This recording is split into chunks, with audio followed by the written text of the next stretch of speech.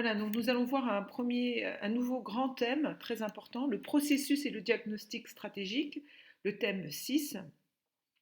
Et dans ce thème, nous allons voir dans un premier chapitre comment émergent les grandes orientations stratégiques. Alors, la stratégie, vous savez que c'est l'art de diriger, de piloter des organisations. Les décisions stratégiques, on l'a déjà vu, elles engagent le devenir de l'organisation sur le long terme.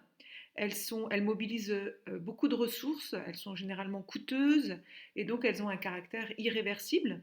C'est pourquoi toute décision stratégique présente des risques. C'est pourquoi les organisations mettent en place des processus qui sont très rigoureux pour minimiser au maximum les risques pris dans ce type de décision. Alors, on va regarder donc comment émergent les grandes orientations stratégiques. Alors, qu'est-ce que le processus stratégique? Le processus stratégique, c'est un processus en 3 étapes qui va passer par 3 grandes questions. Où peut-on aller dans les organisations? Où veut-on aller? Et une dernière étape, comment allons-nous y parvenir? Alors quand on se pose la question où peut-on aller, en fait on fait ce qu'on appelle un diagnostic stratégique. Ce sera l'occasion, on verra ça de façon très précise dans le chapitre 2. Ce sera très important pour votre baccalauréat. Vous aurez un diagnostic stratégique à faire sur une situation de management. Donc où peut-on aller? Pour pouvoir répondre à cette question, il faut faire un diagnostic stratégique. Où veut-on aller? Pour répondre à cette question, eh ben, on va se fixer des objectifs stratégiques. Et enfin, comment allons-nous y parvenir? Eh bien, on va définir et mettre en œuvre une stratégie avec un plan stratégique. Donc, où peut-on aller? Où veut-on aller? Et comment allons-nous y parvenir? C'est un processus donc dynamique qui adapte la stratégie aux évolutions de l'environnement. Voilà, qu'est-ce que le processus stratégique? En grand 2, nous allons voir donc le diagnostic stratégique, ces grandes lignes avant de rentrer dans quelque chose de beaucoup plus précis dans le chapitre 2. Donc le diagnostic stratégique, première étape, nous allons chercher à identifier dans les organisations que savons-nous faire. Alors que savons-nous faire? On va regarder notre mission, nos activités. On va regarder de façon précise nos compétences. Compétences, vous savez, ce sont nos savoirs, savoir-faire, savoir-être. Ces compétences que l'on va appeler distinctives, qui vont nous distinguer de nos concurrents. On va regarder nos métiers. Et on va regarder un mot nouveau pour vous qui est important, ce qu'on appelle les domaines d'activité stratégique, les DAS, D-A-S. Dans les très grandes organisations, il peut y avoir plusieurs métiers. Plusieurs métiers veut dire plusieurs DAS, plusieurs domaines d'activité stratégique. Donc, que savons-nous faire? Une deuxième question qu'on va se poser, c'est qui sommes-nous? Qui sommes-nous? Quelles valeurs nous véhiculons? Quelle est notre finalité? Quand on répond à ces deux grandes questions, eh bien, on va pouvoir savoir où on peut aller. On sait ce qu'on sait faire, on sait qui nous sommes, où nous pouvons aller. Ça va nous permettre de déterminer quel est notre avantage concurrentiel. Nouveau mot-clé du cours. Les compétences distinctives qui sont ce que nous savons faire vont nous permettre de dégager finalement où on peut aller, c'est-à-dire quel est l'avantage que j'ai par rapport à mes concurrents. Donc première étape, le diagnostic stratégique. Deuxième étape, où veut-on aller? Maintenant qu'on sait où on peut aller, qu'on connaît notre avantage concurrentiel, on va chercher à savoir où on veut aller. Alors, la fixation des objectifs stratégiques. L'étape 2, où veut-on aller? Eh bien, on va fixer des objectifs, soit au niveau des DAS, c'est-à-dire des domaines d'activité stratégique, au niveau de chaque métier de notre organisation, ou au niveau global de notre organisation. Où est-ce qu'on veut aller à 5 ans, à 10 ans, à 15 ans, au niveau global de notre organisation, ou par grand secteur d'activité, grand métier.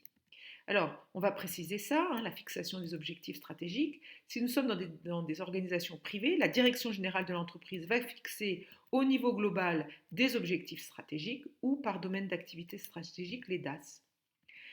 Ces objectifs vont porter sur l'identité de l'entreprise ou vont porter sur le métier de l'entreprise. Donc ça peut remettre, voilà, on peut par exemple prendre comme objectif stratégique de faire naître un nouveau métier dans l'entreprise ou au contraire d'en faire disparaître un, ou au niveau de l'identité de l'entreprise, de travailler par exemple sur la responsabilité sociétale ou sociale, environnement des entreprises. Pour les organisations publiques, les objectifs, eux, ils sont fixés par qui? Par les pouvoirs publics dans le cadre d'une politique publique. Donc une politique publique est mise en œuvre par les pouvoirs publics cette politique publique est mise en œuvre grâce à des objectifs qui sont fixés par les pouvoirs publics. Donc, vous voyez, c'est un petit peu différent. Et enfin, dans notre troisième type d'organisation, les associations, eh bien, les objectifs sont fixés collectivement par les membres. Vous savez qu'il y a un conseil d'administration, un bureau, etc., un président et des adhérents. Donc, collectivement, les membres vont fixer des objectifs stratégiques et ils ne pourront les fixer qu'en conformité avec les missions et les statuts de l'association. Ça, c'est sciences de gestion de première STMG. Voilà la fixation des objectifs. Donc ensuite, maintenant qu'on sait qui nous sommes et donc qui nous sommes, où pouvons-nous aller, où voulons-nous aller dans les objectifs, troisième question qu'on va se poser, étape 3, comment on va y parvenir? Donc comment allons-nous parvenir là où nous voulons aller? Alors pour y parvenir, on va déterminer un certain nombre de solutions stratégiques possibles, puis on va faire le choix d'une stratégie.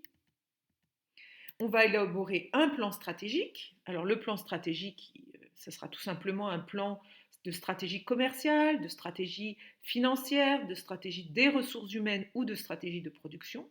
Quatre grands plans stratégiques possibles, le commercial, le financier, les ressources humaines, la production.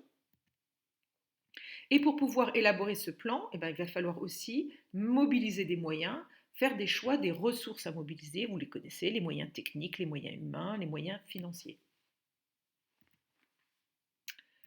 Voilà, donc nous avons vu comment émergent les grandes orientations stratégiques, qu'est-ce qu'un processus stratégique, qu'est-ce qu'un diagnostic, la fixation des objectifs et la définition de la stratégie.